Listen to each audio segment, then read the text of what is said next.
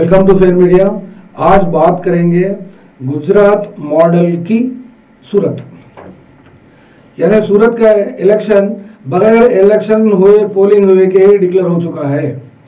जिसमें क्या हुआ है, इसका मतलब नॉमिनेशन स्टेज में जो कांग्रेस का कैंडिडेट है और बीएसपी का भी कैंडिडेट है और बाकी 9 कैंडिडेट्स हैं। 9 कैंडिडेट्स में से नॉमिनेशन विड्रॉल के दिन 7 लोग विड्रॉ कर दिए हैं। ये वहाँ के इलेक्शन ऑफिसर, डिस्ट्रिक्ट कलेक्टर, वो डिक्लेयर कर चुके हैं।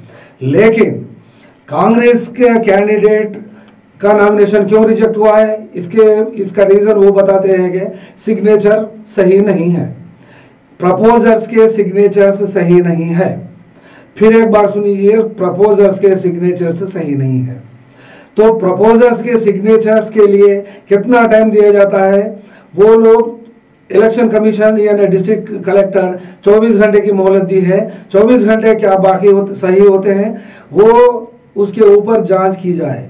जब तक कैंडिडेट्स इलेक्शन कमीशन यहाँ पे डिस्ट्रिक्ट कलेक्टर के पास जाते नहीं और उसका डिक्लेरेशन देते नहीं, जब तक ये डिक्लेयर नहीं करना चाहिए था इलेक्शन घोषित। मतलब बगैर चुनाव के इलेक्शन जीतना, ये गुजरात मॉडल का सूरत मॉडल की सूरत है। ये सूरत का मॉडल अभी दिखने में आया है।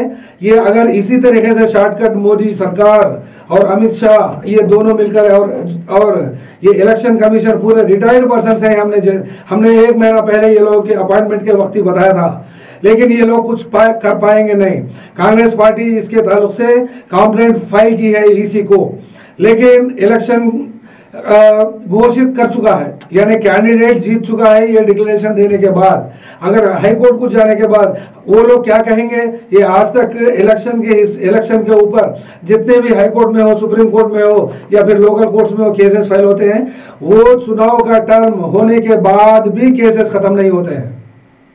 ये बात मोदी सरकार को पता है, तो लिहाजा शॉर्टकट में इलेक्शन में जीतना और सीट को डिक्लेरेशन कर लेना, ये गुजरात मॉडल का ये एक चेहरा नया मॉडल सामने आ गया है, जिसके बारे में एक खुली ही बात ही करते हैं। अगर आपको इलेक्शन कैसा भी डेमोक्रेसी के तरीके से जीतना नहीं है तो फिर डिक्लेयर घोषित कर लीजिए पूरे इलेक्शनों का भी, 543 सीटों में भी कर लीजिए और उसके बाद में आप बैठे तो फिर जनता क्या करती है, ये इसका अंजाम आप भुगतने के लिए तैयार हो जाइए। क्योंकि इसी इलेक्शन कमीशन ऑफ इंडिया उसको बैकबोन है भी या नहीं है, ये इसके बारे में जांच पड़ताल वो लोग तो नहीं कर सकते क्योंकि वो लोग रिटायर्ड पर्सन है। हमने ये बात बताई इससे पहले।